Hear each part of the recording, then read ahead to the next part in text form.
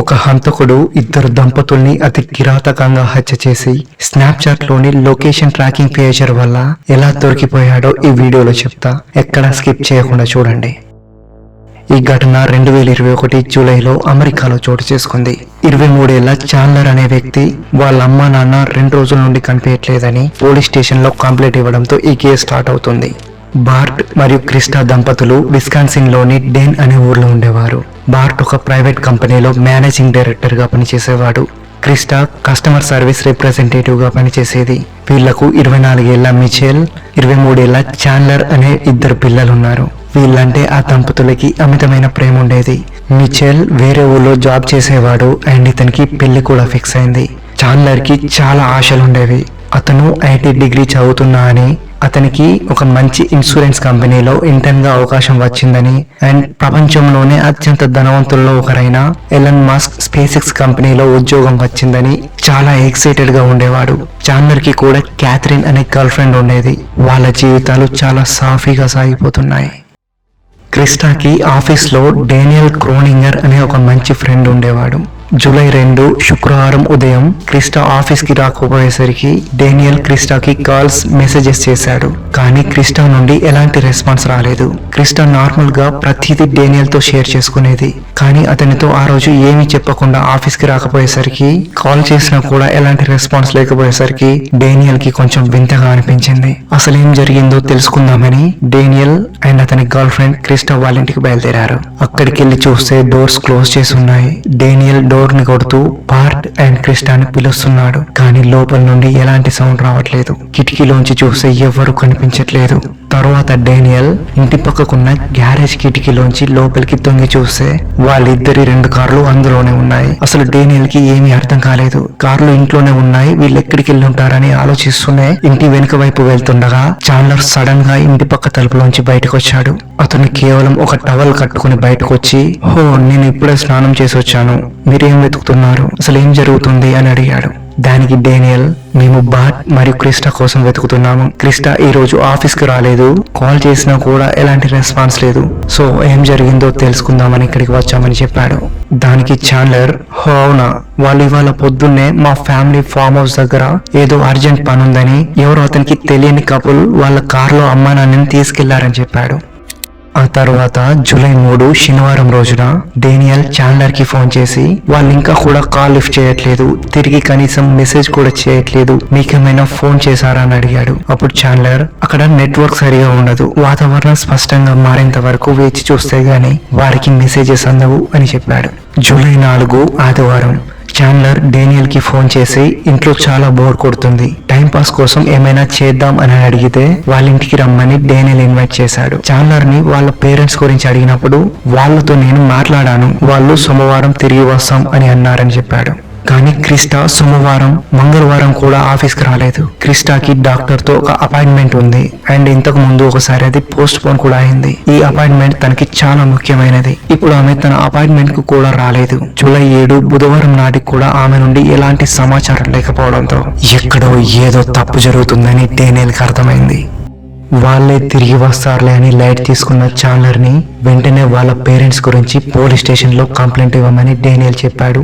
Chandler కూడా police station లో వాళ్ళ అమ్మా నాన్న కనిపించట్లేదని కంప్లైంట్ చేశాడు. పోలీసులు వెంటనే కేసు టేకప్ చేసి కొందరు డిటెక్టివ్ సహాయంతో వాళ్ళను వెతకడం ప్రారంభించారు.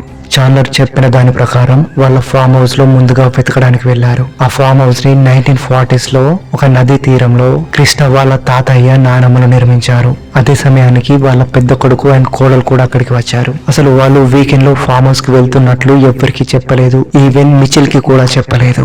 పోలీసులు ఆ ఫామ్ హౌస్ డోర్ పగలగొట్టి చూస్తే ఎవ్వరు కనిపించలేదు. లోపలంతా చీకటిగా ఉంది. క్రిస్టా అండ్ బార్ట్ జాటా ఎక్కడా కనిపించలేదు. చాలా కాలంగా అక్కడికి ఎవ్వరు వచ్చినట్లు అనిపించట్లేదు. మిచెల్ అండ్ పోలీసులు ఫామ్ హౌస్ దగ్గర వెతుకుతుంటే చాండ్లర్ ఇంటి పక్క వాళ్ళని, మా అమ్మా నాన్నల్ని ఎక్కడైనా చూసారా, వాళ్ళ గురించి ఏమైనా తెలిసిందా అని ఇంటింటికి తిరిగి అడుగుతున్నాడు. కానీ ఎవ్వరు ఏమీ తెలియలేదని చెప్తున్నారు. పోలీసులకి ఇంతలో ఒక క్లూ దొరికింది. అదేంటంటే ఒక లేడీ చాండ్లర్ ని జూలై 4న వాళ్ళ ఇంటి నుండి 20 మైళ్ళ దూరంలో ఉన్న ఒక పొలం దగ్గర చూశానని, ఆ తర్వాత రోజు కూడా మళ్ళీ అక్కడే చాండ్లర్ కార్ పార్క్ చేసి ఉందని, అతను చెట్ల పొదల్లోంచి బయటకు రావడం కనిపించేసరికి తనకు కొంచెం అనుమానం వచ్చినట్లు పోలీసులతో చెప్పింది. పోలీసులు గాలింపు మొదలు పెట్టినప్పుడు చాండ్లర్ ఆ పొలానికి ఎందుకు వెళ్లాడో వాళ్ళకెందుకు చెప్పలేదో తెలుసుకోవాలని పోలీసులు భావించారు. పోలీసులు చాండ్లర్ ని అదుపులోకి తీసుకుని ఇంటరాగేట్ చేయడం స్టార్ట్ చేశారు. తన తల్లిదండ్రులను చివరిగా ఎప్పుడు చూశాడో మరోసారి వివరించమని, ఆ పొలం దగ్గరికి ఎందుకు వెళ్లాడో చెప్పమని ఇంటరాగేట్ చేస్తున్నారు. పోలీసులు చాండ్లర్ ని ప్రశ్నిస్తుండగా కొందరు డిటెక్టివ్స్ ఆ లేడీ ఇన్ఫర్మేషన్ ఇచ్చిన పొలం దగ్గర గాలిస్తున్నారు. అక్కడ వారు కనుగొన్న విషయం ఆ ఇంటరాగేట్ చేసే విధానాన్ని పూర్తిగా మార్చేసింది. ఆ పొలానికి కొంత దూరంలో అడవిలో గడ్డి పైన ఎవరో నడిచి వెళ్ళినట్లుంది. ఆ గడ్డిని అనుసరించి కొంచెం లోపలికి వెళ్ళగా అక్కడ చెట్ల కొమ్మలు ఆకులతో కప్పబడి ఉన్న ఒక పురుషుడి డెడ్ బాడీ కనిపించింది. ఆ డెడ్ బాడీకి తల లేదు, ఓన్లీ మండం మాత్రమే ఉంది. దాని పక్కన ఒక ఆయిల్ డ్రమ్ లో కొమ్మను కత్తిరించే కత్తెర, విరిగిపోయిన రంపం అండ్ ఇంకా కొన్ని కొయ్యడానికి ఉపయోగించే పరికరాలు దొరికాయి. పోలీసులు తమ పూర్తి దృష్టిని చాండ్లర్ పైకి మళ్లించారు.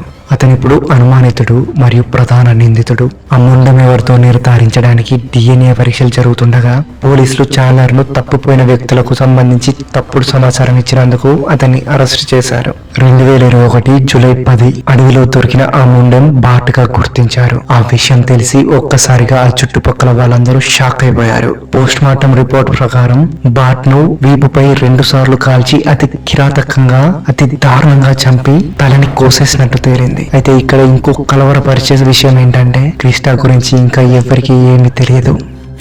బాట్ ని చాండ్లర్ చంపి ఉంటాడా అనే కోణంలో పోలీసులు ఇన్వెస్టిగేట్ చేస్తున్నప్పుడు వాళ్ళకు కొన్ని ఆసక్తికరమైన విషయాలు తెలిసాయి. చాండ్లర్ వాళ్ళ ఫ్రెండ్స్ తో కలిసి రూమ్ లో ఉండి చదువుతున్నా అని వాళ్ళ పేరెంట్స్ కి చెప్పేవాడు. అసలు చాండ్లర్ IT డిగ్రీ చేస్తున్నాడని వాళ్ళ పేరెంట్స్ కి చెప్పింది పచ్చి అబద్ధం. చాండ్లర్ పైన బాట్ అండ్ క్రిస్టాకు అనుమానం వచ్చినప్పుడు కాలేజ్ నుండి పంపిస్తున్నట్టు కొన్ని ఫేక్ ఈమెయిల్స్ పంపించేవాడు. వాళ్ళ ఫ్రెండ్స్ ని నమ్మించడానికి అప్పుడప్పుడు లైబ్రరీకి కూడా వెళ్లేవాడు. కానీ రోజంతా వీడియో గేమ్స్ ఆడడం, అమ్మాయిలతో తిరగడం చేస్తుండేవాడు. ఈ అమ్మాయిల విషయం గురించే తన గర్ల్ ఫ్రెండ్ క్యాథరిన్ అతన్ని గట్టిగా ప్రశ్నించినప్పుడు నాకెవ్వరితో ఎలాంటి సంబంధం లేదని మొరాయించేవాడు. కానీ క్యాథరిన్ అప్పటి నుండి చాండ్లర్ ఎక్కడికి వెళ్తున్నాడు, ఏం చేస్తున్నాడు అని అతని సోషల్ మీడియా అకౌంట్స్ పైన ఒక కన్నేసి ఉంచేది. ఒకరోజు వాళ్ళ నాన్న చాండ్లర్ చదువుతున్నా అని చెప్పిన అతని కాలేజీకి ఫోన్ చేస్తే అసలు చాండ్లర్ కి ఆ కాలేజీకి ఎలాంటి సంబంధం లేదని తెలుసుకున్నాడు. దీంతో బాట్ జూలై 1న నేను మీ కాలేజీకి వస్తున్నా, మధ్యాహ్నం 2 వరకు నేను నిన్ను కలుస్తాను అని మెసేజ్ చేశాడు. అతను ఇంటర్న్ గా పనిచేస్తున్నా అని చెప్పింది, బేసిక్స్ లో తనకి జాబ్ వచ్చిందని చెప్పింది కూడా కంప్లీట్ గా అబద్ధమే అని పోలీసులు ఇంటరాగేషన్ లో తేలింది. ఆ మెసేజే అతని చావుకి కారణం అయి ఉంటుందని పోలీసులు అనుమానిస్తున్నారు. జూలై 15 వాళ్ళ నాన్న బాట్ ని చంపిన కేసులో చాండ్లర్ ని పోలీసులు జైల్లో ఉంచారు. కానీ క్రిస్టా ఎక్కడుందో ఎవ్వరికీ తెలియట్లేదు. చాండ్లర్ ఒక లారీని పెట్టుకుని అసలు ఏం అడిగినా నోరు విప్పట్లేదు. అతను ఎవరితో మాట్లాడట్లేదు. కానీ అతని అత్యంత సన్నిహితులైన ఒక వ్యక్తితో మాట్లాడుతున్నాడు. తనే అతని గర్ల్ ఫ్రెండ్ క్యాథరిన్. పోలీసులు క్రిస్టా ఎక్కడుందో, అసలు ప్రాణాలతో ఉందో లేదో అని ఎలాగైనా తొందరగా పట్టుకోవాలని చాలా ప్రయత్నిస్తున్నారు. అయితే పోలీసులు క్యాథరిన్ మొబైల్ నుండి ఇన్ఫర్మేషన్ డౌన్లోడ్ చేయడానికి పర్మిషన్ అడిగినప్పుడు తను పూర్తిగా అంగీకరించింది. ఈ ఒక్క పని వల్ల ఈ కేసు చాలా ఫాస్ట్ గా ముందుకెళ్లింది. క్యాథరిన్ ఫోన్ లో చాండ్లర్ పేరు హుబీ అని సేవ్ చేసుకుని ఉంది. స్నాప్చాట్ లో జూలై 1న మార్నింగ్ 7:30 ఆ టైంలో చాండ్లర్ నుండి మెసేజ్ ని పోలీసులు గుర్తించారు. జూలై 1 అంటే ఆ రోజు చాండ్లర్ వాళ్ళ నాన్న బాట్ అతని కలుస్తా అన్న రోజు. ఆ చాట్ లో నాకు సరిగా నిద్ర పట్టట్లేదు బేబ్, ఎందుకో తెలియదు ఈ మధ్య నాకు ఏది సరిగ్గా జరగడం లేదు. నేను నా ఫ్యూచర్ గురించి చాలా ప్లాన్ చేసుకున్నా, కానీ అంతా నాశనం అయిపోతుందని చాండ్లర్ మెసేజ్ చేశాడు. దానికి క్యాథరిన్ అంతా సర్దుకుంటుందిలే అని రిప్లై ఇచ్చింది. కానీ చాండ్లర్ మాటలు తనకు ఎందుకో తేడా కనిపించింది. 2 రోజుల తర్వాత మార్నింగ్ 9 ఆ టైంలో స్నాప్చాట్ లో చాండ్లర్ తన ఇంటికి 20 మైళ్ళ దూరంలో ఉన్న విస్కాన్సిన్ అనే నది దగ్గరలో ఉండడం చూసింది. వెంటనే దాన్ని స్క్రీన్ షాట్ తీసి సేవ్ చేసుకుంది. చాండ్లర్ దాదాపు 45 నిమిషాలు అక్కడే ఉన్నట్లు పోలీసులు గుర్తించారు. ఈ ఏరియాలో జనసంచారం చాలా తక్కువగా ఉంటుంది అండ్ ఇది చాండ్లర్ కి చాలా బాగా తెలిసిన ఏరియా. ఆ ఏరియా మొత్తం పోలీసులు గాలించడం స్టార్ట్ చేశారు. కానీ వాళ్ళకి క్రిస్టాకి సంబంధించిన క్లూస్ ఏమీ దొరకలేదు. గాలింపు బృందాలు మాత్రం అస్సలు వెనక్కి తగ్గట్లేదు. వాళ్ళు దాని పక్కనే ఉన్న ఇంకో ప్రాంతంలో వెతకడం స్టార్ట్ చేశారు అండ్ అక్కడ వాళ్ళకి కొన్ని అవశేషాలు దొరికాయి. అక్కడ వేరు వేరు ముక్కలుగా నరకబడిన 2 కాళ్ళను వాళ్ళు గుర్తించారు. DNA టెస్ట్ లో అవి క్రిస్టావే అని కన్ఫర్మ్ అయిపోయింది. తన తల్లిదండ్రులు ఇద్దరు కనిపించట్లేదని చాలా దీన స్థితిలో కంప్లైంట్ చేసిన వ్యక్తే వాళ్ళ ఇద్దరిని చాలా దారుణంగా చంపేశాడని తెలిసి వాడిని వెంటనే ఉరి తీయాలని ఆ ఊరి ప్రజలు కోపంతో రగిలిపోయారు. కానీ చాండ్లర్ పైన ఇప్పటి వరకు ఉన్నవి కేవలం ఆరోపణలు మాత్రమే. వాళ్ళ దగ్గర తానే హత్య చేశాడని ఖచ్చితమైన ఏ ఎవిడెన్స్ వాళ్ళ దగ్గర లేదు. అది 2022 జనవరి. కోర్టులో చాండ్లర్ తన తల్లిదండ్రుల హత్య కేసులో విచారణకు హాజరయ్యాడు.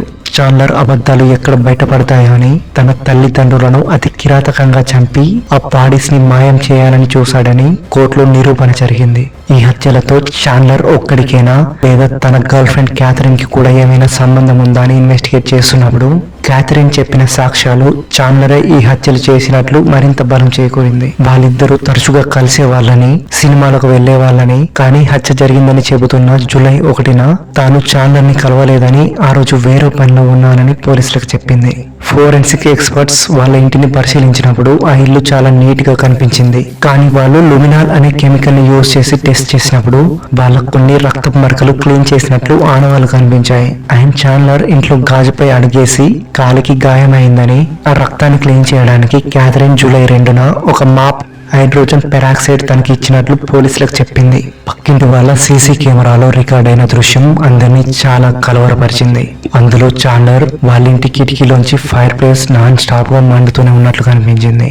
అసలు ఎందుకు అలా జరుగుతుందని పోలీసులు ఆ ఫైర్ ప్లేస్ లో వెతికితే ఆ బూడిదలో 200కు పైగా మనుషుల ఎముకల అవశేషాలు దొరికాయి. అంటే చాండ్లర్ వాళ్ళ అమ్మా నాన్నని చంపేసి ఆ డెడ్ బాడీస్ ఎవరికి దొరకకుండా మాయం చేయాలని చిన్న చిన్న ముక్కలుగా నరికి ఆ మంటల్లో వేస్తూ బూడిద చేయాలనుకున్నాడు. కానీ క్రిస్టా ఫ్రెండ్ ఆ రోజు వెతుక్కుంటూ ఇంటికి వచ్చినప్పుడు తను దొరికిపోతానేమో అని భయంతో వాళ్ళ ఇంటికి దూరంగా ఆ మిగిలిపోయిన బాడీస్ ని పడేశాడు. మార్చ్ 2022 కోర్టు సాక్ష్యాలన్నీ పరిశీలించిన తర్వాత చాండ్లర్ తన తల్లిదండ్రులను అతి కిరాతకంగా చంపినట్టు నిర్ధారించింది. అతనికి బెయిల్ అవకాశం లేకుండా జీవిత ఖైదు విధించింది. విచారణ సమయంలో మౌనంగా ఉన్న చాండ్లర్ అతనికి చివరిసారి మాట్లాడే అవకాశం వచ్చినప్పుడు తాను చేసిన తప్పు ఒప్పుకొని క్షమించమని అడుగుతాడని అనుకుంటే, నా శిక్షలపై అప్పీల్ను స్వీకరించడానికి సిద్ధంగా ఉన్న న్యాయవాదులు ఎవరైనా ఉంటే ఒక్క క్షణం సమయం తీసుకుని నన్ను సంప్రదించండి అని చెప్పాడు. క్రిస్టా చనిపోవడానికి కేవలం 3 నెలల ముందు వాళ్ళ ఫ్యామిలీలో ఒకరికి పంపిన మెసేజ్ ఇది.